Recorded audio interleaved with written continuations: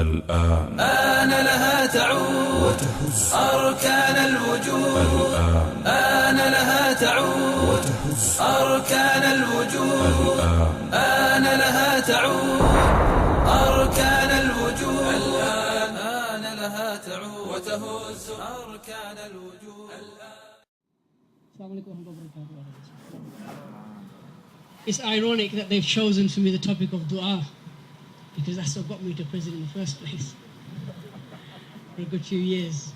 Jazakallah khairan asma. But we have in our arsenal a weapon, and I purposely choose the word arsenal because that should connote in your minds warfare. And I chose that word because that is our reality for those of us that have still not realized that this war that has been taking place for quite some time now is not a war against terror. It's not a war against a few scholars, a few imams, or the extremists, the fundamentalists or the fanatics. It is a war against Islam. And it is as simple as that.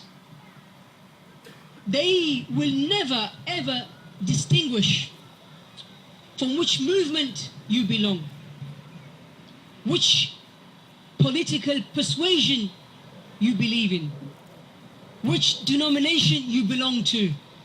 To them, it does not make any difference whatsoever. I spent a good part of 2 years in this prison, and I met people from, all movements. People from Somalia, people from Saudi Arabia. Speaking about Saudi Arabia, we stood here in 1998. 1998 we stood here demonstrating for one brother. And I remember that day because they gave me a laptop inside preparing for my case. And a leaflet came up on there. Demonstration outside Belmarsh prison.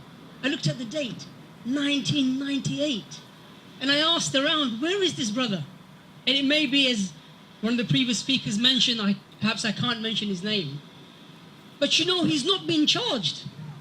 This brother has not been charged. He's a Saudi citizen. They claim that he was a friend of Sheikh Osama. But he's not been charged. And the next prison that I went to, there they spoke about him as well. The prison after that I went to, there they spoke about him as well. And the officers, they used to speak about him. The staff and the education, they used to speak about him. The walls of the prisons, they used to speak about him. Full of praise for this person. And they used to say that when we were down, we used to look at this man in order to make us happy, in order to put a smile on our face.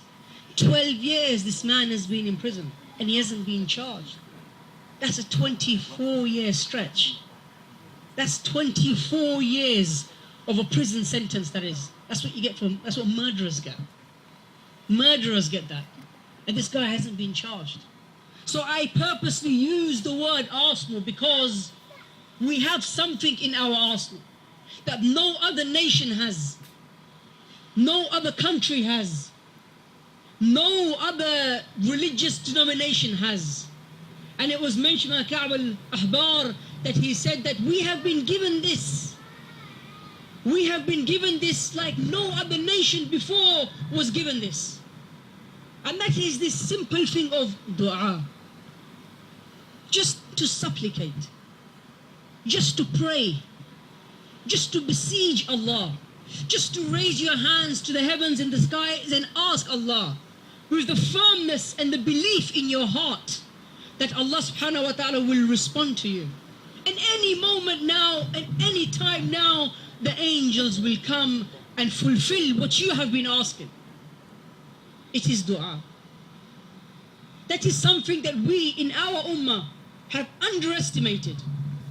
We in our ummah have not referred to, not used as much as we should. And it may be because we have been living in the West for too long. In the West, everything is about material. Everything is about matter. Victory comes with the amount of soldiers that they have. Victory comes with the amount of money that they have. Victory comes with the amount of weapons that they have, nuclear or biological. And we have also got this idea in our minds, perhaps, that victory for us will come with the numbers that we may have, or with the money that we may collect. But no, all of that is in fact irrelevant. It is insignificant. It is unimportant. First and foremost comes the dua. And then you act. That is what the Messenger Muhammad sallallahu alayhi wa sallam did in Battle of Badr. Yes, they started and they made their moves and they prepared. They didn't have no weapons. They didn't have an army. They didn't have any artillery. They had nothing compared to what the enemy had. But finally, just before the war, just before the battle, the Messenger Muhammad sallallahu alayhi wa sallam, he raised his hands to the heavens. So much so that his cloak had fallen off, and he was praying, making dua, supplicating, besieging Allah the whole night, whilst the companions were resting. Until Abu Bakr as-Siddiq, he came to him and he picked up his cloak and he said, Allah, he will respond to you. And immediately Muhammad sallallahu alayhi wa sallam, he replied to him by saying, the angels have just come to me and said to him that you will be victorious. The angels have just come to me to tell me that you will be victorious. And then the Messenger Muhammad sallallahu alayhi wa sallam with the companions, they fought. After they made dua. But we are in a special time, at a special moment, in a special month, the month of Ramadan, where out of the 5 verses in Surah Al-Baqarah, out of this treasure trove of verses, Allah subhanahu wa ta'ala chooses one form of ibadah.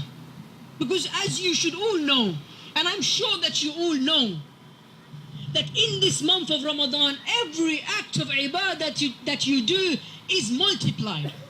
The smallest thing that you do, 10 pounds that you give, for 5 pounds that you give, or a smile that you give, or a salam that you give or reply to, would be like mountain on the day of judgment of good deed for you, waiting for your mizan on your good deeds of hasanat on that day, waiting for you, like a mountain. Every action that you do, every form of ibadah in this month that you do. But this one act, Allah subhanahu wa ta'ala, He chooses this one act. Out of those 5 or 6 verses, in the middle of them, Allah subhanahu wa ta'ala says, وَإِذَا سَأَلَكَ عِبَادِي أَنِّي فَإِنِّي قَرِيبٌ أُجِيبُ دَعْوَةَ الدَّاعِ إِذَا دَعَانِ فَلْيَسْتَجِيبُوا لِي وَلْيُؤْمِنُوا. Allah subhanahu wa ta'ala asks us and informs us that in this month, if my servant asks, tell him that I am qareeb, tell him that I am close, tell him that I am near. And I respond to the invocations, I respond to the supplications, I respond to your besieging, I respond to your dua of the supplicant if he asks. But then Allah subhanahu wa ta'ala goes on to say, so let them know and let them obey me and let them believe in me. And that is the key. Because dua by itself will have no meaning. It is as if you are playing with Allah. As if you are making mockery of Allah subhanahu wa ta'ala. As a simple example for those of you here, the young brothers who wish to get married, you will never just make dua. Never. You will go out there and you will make effort and you will ask and you will phone the imams day and night. I'm looking for a wife, I'm looking for a wife, I'm looking for a wife. Or when you want a job, you will prepare your CV, you will look smart, you will go to the interview and you will make effort, but you will make dua. The same thing here, that with the dua you must believe and you must do the actions as well. And only then will the victory from Allah subhanahu wa ta'ala come. Furthermore, when we ask, it has become almost habitual that in these campaigns, for those people that are there, in this prison, perhaps in particular, because this prison is almost unique. It has a prison within a prison. Belmarsh itself, as somebody previously said, is known as the Guantanamo of the UK. We used to call it Belmarsh.